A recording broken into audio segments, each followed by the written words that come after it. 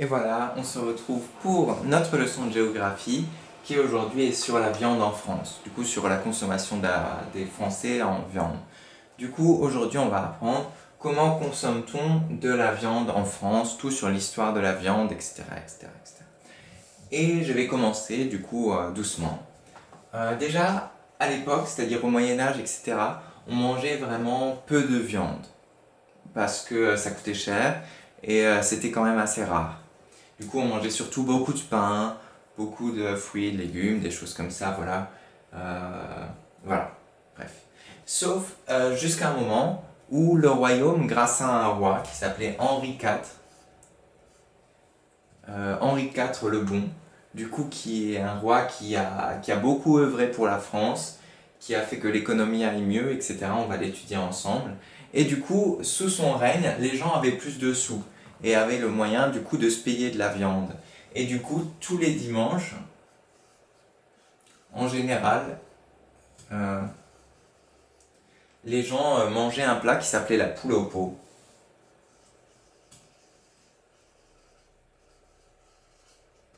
Voilà, c'est de la viande, du coup une poule cuite, voilà, dans une cocotte.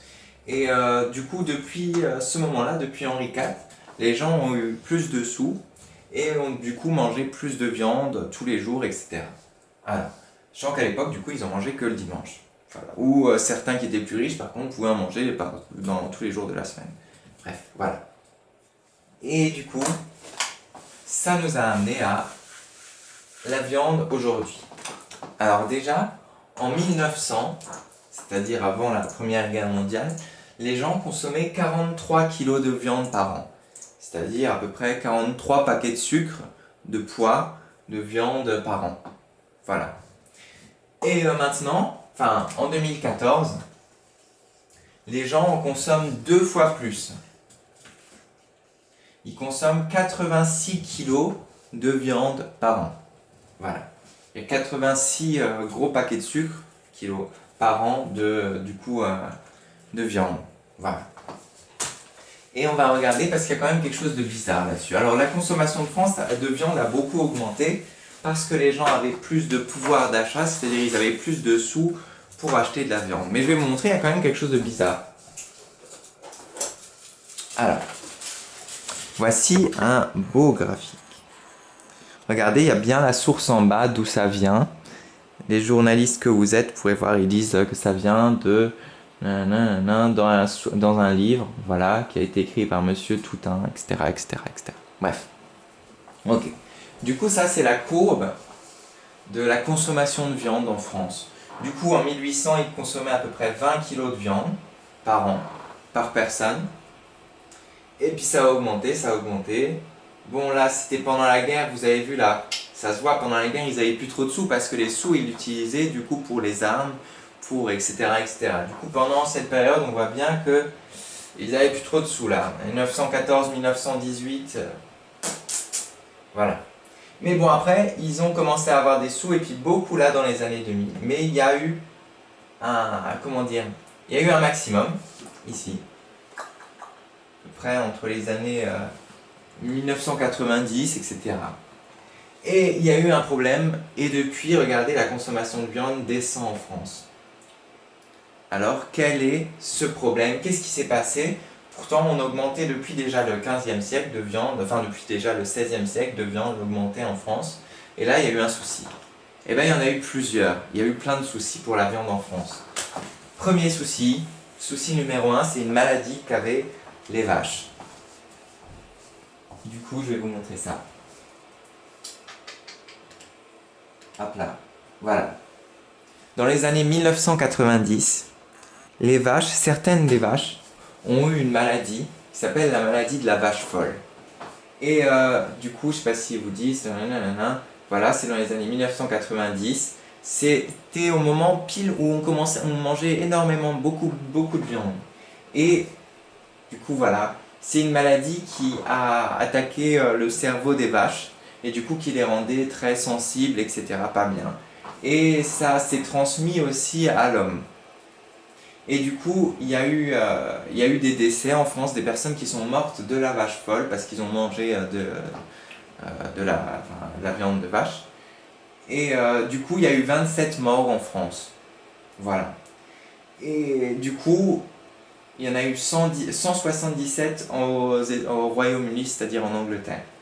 Voilà. Et bref, du coup, voilà. En tout, il y a eu 223 morts dans le monde de cette maladie de la vache folle.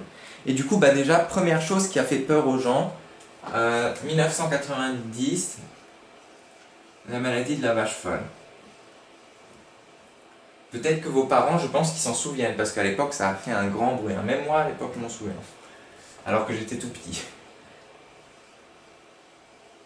Ok. Ok. Vous pouvez demander à vos parents si vous voulez. Du coup, premier problème qui a entraîné une baisse de la consommation. Bah forcément, les gens, ils ont peur, du coup, ils vont plus acheter de la viande s'ils ont des chances qu'il y ait des maladies dedans. Bref, voilà. 90, vache folle. Ensuite, ça s'est résolu, la vache folle. Il y a eu un autre problème. Et je vais vous en parler. Je regarde juste s'il n'y avait pas 3 des problèmes. Bougez pas.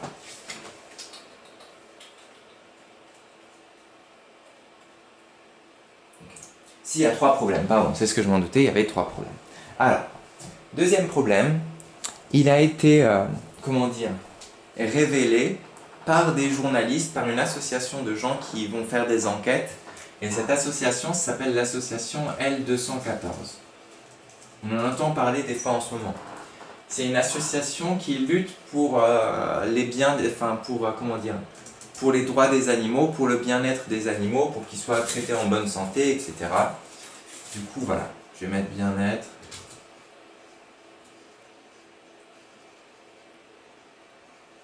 Et cette association L214 a fait beaucoup d'enquêtes en France. C'est simple, son truc, c'est que, en gros, ils envoient comment dire, ils font des reportages de l'intérieur, par exemple, dans des fermes où il y a des choses bizarres ou des choses comme ça. Et puis ils filment, et puis ensuite ils montrent aux gens ce qui se passe. Et des fois, du coup, il y a eu des gros soucis dans certains endroits. Par exemple, ils ont montré beaucoup comment dire, de vidéos ou des photos avec des animaux maltraités dans certains élevages. Voilà, des élevages par exemple là où ils étaient beaucoup trop nombreux, où les poulets, ils n'avaient pas de place pour bouger et du coup c'est pas sympa du tout pour eux. Voilà. Ils ont fait quoi d'autre encore? Là ils nous parlent. Tout c'était sur la page Wikipédia. Voilà. Bon bref. Je vais pas vous montrer toutes les photos parce que c'est un peu horrible, mais bref, du coup, des choses qui sont pas sympas pour les animaux. Et du coup, bon, il faut pas généraliser, c'est pas dans toutes les fermes ou dans toutes les maisons d'abattoirs. Enfin, comment dire, il y a les abattoirs, c'est les endroits où on tue les animaux, du coup. Puis il y a des fois des abattoirs qui n'avaient pas forcément qui tuaient les animaux entre guillemets, de façon qui n'avaient pas le droit, par exemple, violente, ou qui tapaient les animaux, etc., etc. Et du coup, qu'est-ce que je voulais dire? Voilà. Voilà, bref. Du coup, ça a entraîné aussi une baisse. Mais il ne faut pas généraliser, c'est pas parce qu'il y a certains élevages qui font ça que tous le font. C'est certains, voilà. Et pareil, il y a certaines maisons d'abattoirs. Bref. Voilà. Et du coup, ça a entraîné une baisse de la consommation de la viande en France aussi. Et la troisième chose, et ensuite on pourra faire des exercices enfin. Troisième chose, c'est le problème du soja. Je veux dire, soja, des fois vous avez des yaourts au soja, des choses comme ça, etc., que vous mangez dans les supermarchés qui sont très bons. Bah, il y a un souci, c'est que, comment dire, je vais vous raconter ça. En fait, pour, comment dire, une nourriture facile à donner aux animaux, que les animaux aiment bien, et qui leur donne beaucoup de protéines et des choses comme ça, et bah, c'est le soja. Et le soja, du coup, en général, les éleveurs et tout, ils veulent avoir du soja qui est pas cher et qui est produit en énorme quantité. Et pour faire des champs de soja, je vais vous montrer ce que c'est le soja d'ailleurs, après vous verrez, bah souvent, en général, ça se passe en Amazonie dans les pays d'Amérique latine, c'est-à-dire du sud de l'Amérique, et ils doivent brûler des forêts, par exemple, pour avoir de la place pour faire des champs de soja, etc. etc. Et du coup, je vais vous montrer à quoi ça ressemble le soja.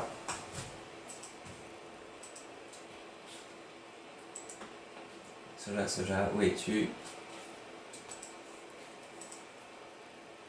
Non, non, voilà. Là, on voit bien, ça ressemble un peu à des haricots. Voilà. Et ça se fait des graines comme... Mon ordinateur bug. Ça nous fait des graines comme ça. Des petites graines un peu couleur jaune-orange comme ça. Et du coup, quand les agriculteurs, comment dire, veulent donner du manger qui est pas cher aux vaches, etc., ou aux animaux, bah, ils utilisent du soja. Mais le souci, c'est que vous regardez là, c'est une photo qui a été prise, il me semble, en Argentine, c'est-à-dire en Amérique du Sud, et qui montre du coup des endroits où ils ont dû du coup brûler des forêts, etc., pour faire des champs de soja. Regardez, c'est immense, hein. Voilà. Du coup, il y a ce problème-là, c'est que du coup, bah, pour nourrir ceux qui utilisent du soja pour nourrir les animaux, bah peut-être que ça a pu brûler des forêts quelque part dans un endroit du monde, etc. Et aussi, un problème, c'est que... comment... Non, je vais pas vous raconter ça, mais il y a beaucoup de... Enfin, on peut nourrir en France des animaux avec du soja qui est modifié génétiquement, du soja OGM, et du coup, les gens n'aiment pas ça parce que... Voilà. Parce que c'est... comment dire... Oui, ils savent pas si c'est vraiment sûr pour la santé ou pas, bref. Voilà, du coup le soja a aussi entraîné une baisse du consommation de viande en France et du coup, pour l'instant, bah, la consommation de viande en France baisse. Voilà. Alors, c'est parti, on va pouvoir faire la suite de la leçon.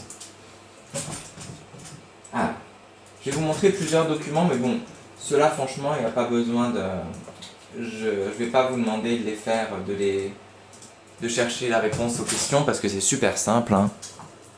Je vais vous demander plutôt de chercher après un truc sur un texte qui sera un peu plus compliqué. Du coup, observe le tableau et le graphique qui répond à la question. Du coup, là, c'est sur la consommation de viande par type en France. Du coup, on a toute la consommation de viande en France. C'est là, ça fait 100%. Du coup, on consomme sur les 100%, on consomme 37% de porc. Okay. 29% de volaille, c'est-à-dire des poulets, etc. Voilà. 26% de bovins. Bovin, ça veut dire bœuf. Voilà. Voilà. Bovin, 26% de bœuf. 4% d'ovins. Ovins, c'est les moutons.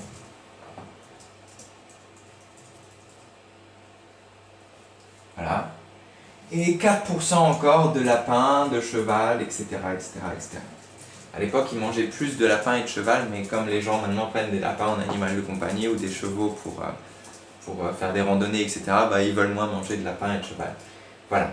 Du coup, c'est du coup finalement la question qu'il vous pose. Et là, c'est simple, il nous montre par gramme qu'on en mange par semaine. Du coup, du porc en général, on en mange 483 grammes par semaine.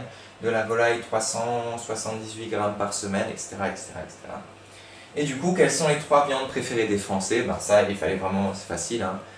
Le bœuf, la volaille et le porc, du coup. Les 3 viandes préférées des Français. Du coup, ça, j'avais pas besoin vraiment de vous faire répondre à la question, c'est très facile, hein. Et là, pour la prochaine, ça sera très facile aussi. Du coup, je vais garder votre analyse pour les prochaines questions. Ok. Du coup, ça, c'est une carte qui montre les achats de viande des gens en France. Du coup, là, il y a plus haut. Quand plus c'est foncé, plus les gens achètent beaucoup de viande. Du coup, au nord, on voit qu'ils achètent beaucoup de viande. Chez nous aussi pas mal. Ici aussi, là, près de Bordeaux également.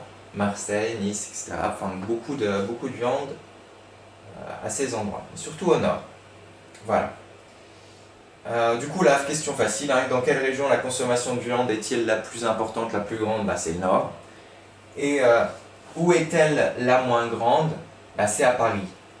Et la réponse est tout bête. Pourquoi est-ce ils mangent plus de viande dans le nord? Parce que c'est dans leurs habitudes, dans leur plat culinaire, comment dire, dans leur gastronomie, ils mangent beaucoup de viande. Par exemple, en Alsace aussi, parce que par exemple dans la choucroute, il y a de la viande. Dans comment dire, les tartes flambées, il y a un peu de viande aussi, etc. Ça dépend des cultures. Voilà. Alors au nord, il y a des plats aussi où il y a beaucoup de viande. Voilà. Mais par contre, quand c'est ici en Normandie, en Bretagne, il y a beaucoup de, vous savez, de poissons et de moules. Non, c'est pas le nord, ce n'est pas une région, c'est la région. Je sais plus comment s'appelle la région là. La région nord. Nord. Ah, c'est les Hauts-de-France, c'est vrai. La région Hauts-de-France. J'ai pas l'habitude encore de dire. Voilà. Et bref, dans la région, dans tout ce qui est la Bretagne, etc., en général, ils mangent beaucoup aussi de tout ce qui est poisson, parce qu'ils ont la mer à côté, tout ce qui est moule, etc. Du coup, ils consomment moins de viande. Et voilà. Et pourquoi ils mangent moins de viande à Paris? Eh bien, tout simplement parce que... Enfin, pourquoi est-ce qu'ils achètent moins de viande à Paris? Tout simplement parce que les gens vont plus facilement dans les restaurants le midi pour acheter des sandwichs ou des choses comme ça, ou du coup, ils achètent moins de viande, ils achètent moins en fait. Ils vont plutôt dans des boulangeries, etc., etc. Ils vont pas acheter de la viande au supermarché pour la cuisiner trop chez eux. Voilà. Maintenant, le document qui va être le plus important à vous montrer, c'est parti. Qui nous parle d'un gros souci. Et ça, je vais vraiment vous laisser le faire parce que c'est très intéressant.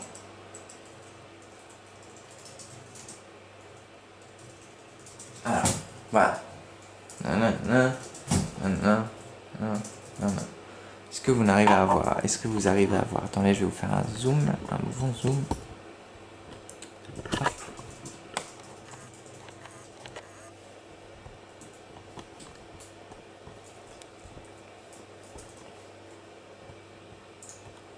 Ok. Je sais pas si ça marche. Pour l'homme. Oui, c'est bon. Alors, ça c'est vraiment la chose que je voudrais que vous fassiez après. Du coup. Ok. Ce texte, il nous parle d'un problème, c'est qu'en Bretagne, on a vu avant la Bretagne, c'est une région où en général il y a beaucoup d'élevage de porcs. Et du coup, des gens qui élèvent des porcs, etc. Mais le souci, c'est que dans ces dernières années, ils ont une grosse crise. C'est-à-dire que, bah, vous allez voir ce que c'est qu'une crise, mais en gros, ça fait que les gens ne sont plus très bien payés, qu'il y a beaucoup d'élevages qui ferment, que c'est vraiment le bazar dans Bretagne pour tout ce qui est élevage de porcs et pour d'autres élevages, il me semble aussi peut-être. Voilà.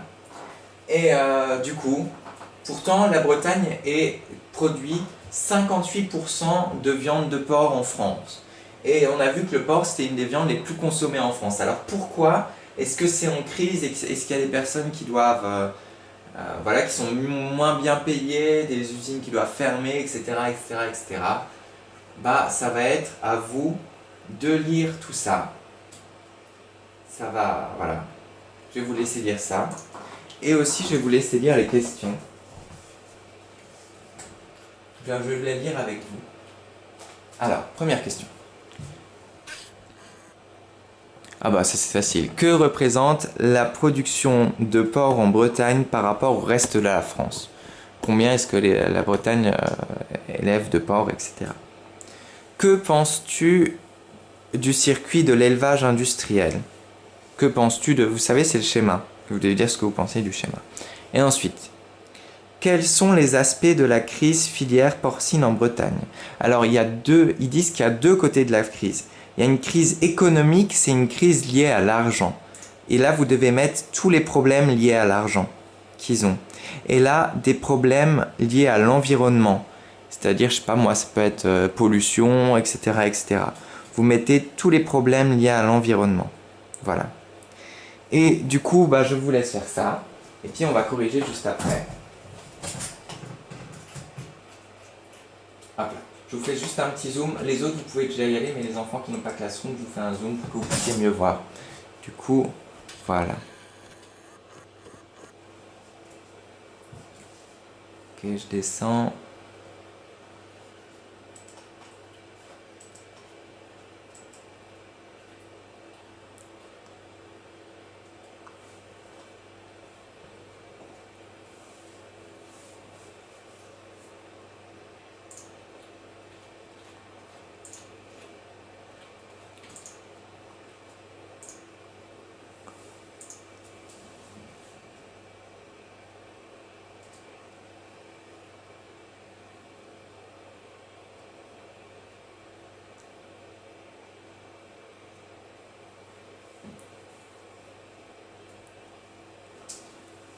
Ok.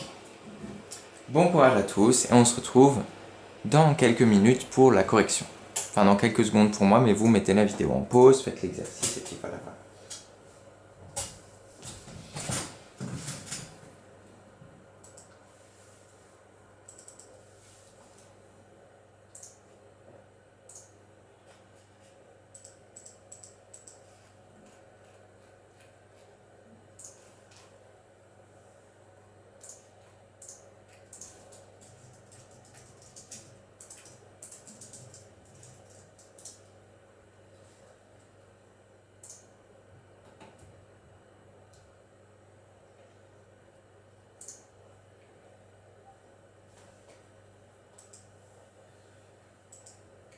Ok.